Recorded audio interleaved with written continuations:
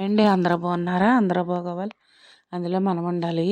ఈరోజు ఏంటంటే పచ్చిమ కూరకి నేను ఎలా చేస్తానో చూపిస్తాను. నోరు బాగోలేనప్పుడు, జ్వరం వచ్చినప్పుడు, లేదంటే బాలింతరాలు అయితే ఎలా వండుకోవాలో, ఉత్తి వాళ్ళైతే ఎలా వండుకోవాలో, ఆపరేషన్ చేయించిన వాళ్ళైతే ఎలా వండుకోవాలో ఆ విధంగా చేసి చూపిస్తాను నేను. ఏంటంటే ఇది గసగసాల కర్రీ. నేను అర స్పూను ధనియాలు, పావు స్పూన్ జీలకర్ర వేసాను. కారానికి సరిపడగా ఎండుమిరగాయలు వేసాను. మీకు అదే బాలింతరాలు అనుకోండి, ఒక్క ఎండుమిరగాయ వేసుకుంటే సరిపోతుంది. ఇన్ని ఎండుమిరగాయలు వేయవలసిన అవసరం లేదు. ఇందులో అల్లం వేయరండి, కానీ వెల్లుల్లిపాయలు వేస్తారు. ఎందుకంటే బాలింతలకు వెల్లుల్లిపాయలు మంచిదని. ఊరికనే వండుకునే వాళ్ళు అయితే చిన్న అల్లం ముక్క వేసుకోవచ్చు. నేనైతే అల్లం వేయట్లేదు, వెల్లుల్లిపాయలు వేస్తున్నాను. ఇప్పుడు నేను ఎండుమిరగాయలు తీసుకున్నాను కదా, అవన్నీ ఒక స్పూన్ గసగసాలు తీసుకున్నాను. గసగసాలు అయితే బాగా ఎక్కువ తీసుకోకూడదు, ఎందుకంటే ఎగుటు వచ్చేస్తుంది కూరకు సరిపడగా సమానంగానే తీసుకోవాలి. అవన్నీ వేపేసి ఒక దాంట్లో తీసేసుకున్నాను. ఒంట్లో బాగోలేదు, జ్వరాల కింద ఉన్నాయని ఈరోజు ఈ కర్రీ చేశాను. నేను పెద్ద సైజు ఉల్లిపాయలు 2 ఉల్లిపాయలు చాపర్లో వేసి బాగా చిన్న ముక్కల కింద తరిగి పెట్టుకున్నాను. అలా అయితే బాగుంటుంది, ఎందుకంటే గసగసాల కర్రీ అనేది ఉల్లిపాయలు ఎక్కువ పడతాయి. పసుపు ఉప్పు వేసాను. పసుపు ఉప్పు వేసి చక్కగా బాగా మగ్గిపోవాలండి ఉల్లిపాయలు అనేవి. అలా మగ్గితేనే కూర టేస్ట్ బాగుంటుంది. కొంచెం పచ్చి పచ్చిగా ఉన్న ఉల్లిపాయలు తగిలిన కూర అనేది టేస్ట్ బాగోదు. యంత్రాలు వండేటప్పుడు సాంబార్ ఉల్లిపాయలు తీసుకోవాలండి.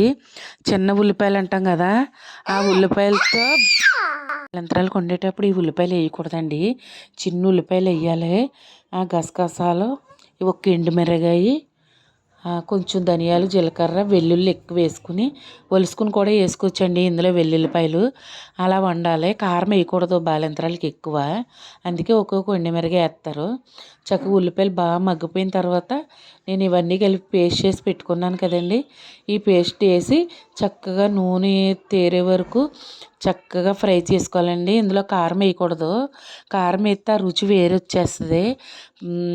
ఇలా ఎండుమిరగాయలు వేసిందే టేస్ట్ బాగుంటుంది అనమాట.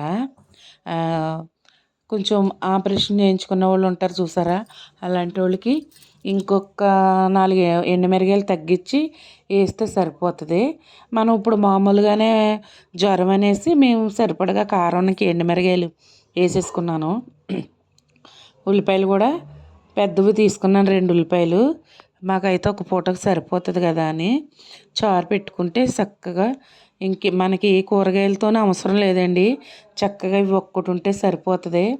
నేనైతే అప్పుడప్పుడు వండుతూ ఉంటాను ఇలాగా, కానీ కమ్మగా చాలా బాగుంటుందండి బాబు. టేస్ట్ అయితే చాలా బాగుంటుంది. నేను ఉప్పు చూస్తున్నాను, ఉప్పు అయితే సరిపోలేదు, కొంచెం ఉప్పు వేసాను నేను. మనకి నోటికి చాలా కమ్మగా ఉంటుందండి, ఒంటికి చలవ చేస్తుంది ఈ గసగసాల కూర అనేది. అందుకని అప్పుడప్పుడు వండుతూ ఉంటాను నేను. వేడి చేసింది అలా అన్నప్పుడు ఈ గసగసాల కర్రీ చేస్తాను. కూర అయితే దగ్గరికి వస్తుంది. మీలో ఎవరైనా మా ఛానల్ ఇంకా సబ్స్క్రైబ్ చేసుకోకపోతే చేసుకోండి ఫ్రెండ్స్. లైక్ షేరు చేయడం అస్సలు మర్చిపోవద్దు. చాలా టేస్టీగా ఉంటుంది, ఒక్కసారి ఇలా ట్రై చేయండి.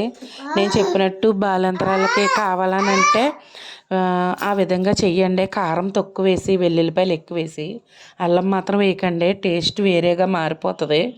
ఈ కూరలో ఎప్పుడు గసగసాల కూరలో అల్లం అనేది వేయకూడదు, అలా వేస్తే ఆ కర్రీ టేస్ట్ అయి మారిపోతుంది. Boy friends.